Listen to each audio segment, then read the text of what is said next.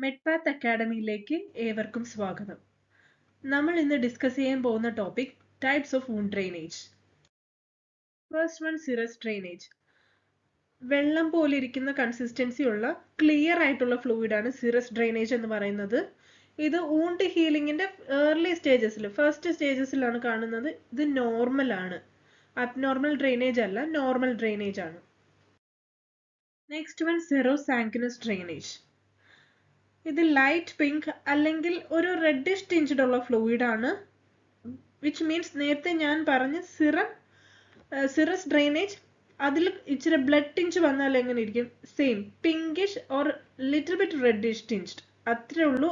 ഒത്തിരി red colour അല്ല, purely സിറസും അല്ല, മിക്സ്ഡ് ബ്ലഡ് പ്ലസ് സിറം. ഇതും കോമൺ ആയിട്ടുള്ളതാണ്, ഇതും നോർമൽ ആണ്. വൂണ്ട് ഹീലിംഗ് പ്രോസസ്സിൽ കാണുന്ന ഒരു ഡ്രെയിനേജ് തന്നെയാണ് ഇതും. അടുത്തതായി സാങ്കിനസ് ഡ്രെയിനേജ്. ബ്രൈറ്റ് റെഡ് അല്ലെങ്കിൽ ഡാർക്ക് റെഡ് കളറിലാണ് സാങ്കിനസ് ഡ്രെയിനേജ് ഉള്ളത്.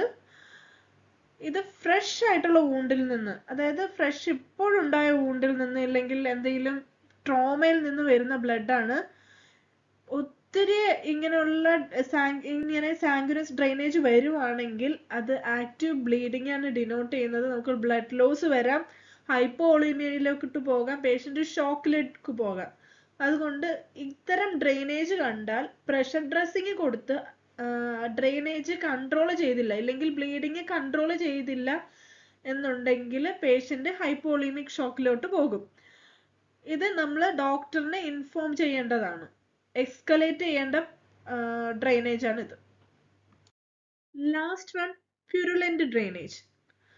ഇത് തിക്കായിട്ടുള്ള യെല്ലോ കളറിലോ ഗ്രീൻ കളറിലോ ബ്രൗൺ കളറിലോ അല്ലെങ്കിൽ വൈറ്റ് കളറിൽ തന്നെ ഒരു ഡ്രെയിനേജ് നമ്മുടെ വൂണ്ടിൽ നിന്ന് വരുന്നതിനെയാണ് പ്യൂരുലന്റ് ഡ്രെയിനേജ് എന്ന് പറയുന്നത്. അത് പസ്സാണ്. പസ് എന്ന് വെച്ചാൽ മലയാളത്തിൽ പഴുപ്പ്. അത് ഫൗൾ സ്മെല്ലിങ്ങും ആയിരിക്കാം. അത് ഇൻഡിക്കേറ്റ് ചെയ്യുന്നത് ഇൻഫെക്ഷൻ ആണ്. ഇതും എസ്കലേറ്റ് ചെയ്യേണ്ട ഡ്രെയിനേജ് ആണ്. വരും ദിവസങ്ങളിൽ മറ്റു ചില ഷോർട്സുമായി കാണാം. ഓൺലൈൻ ക്ലാസ്സുകൾക്കായി ഞങ്ങളെ കോൺടാക്ട് ചെയ്യുക.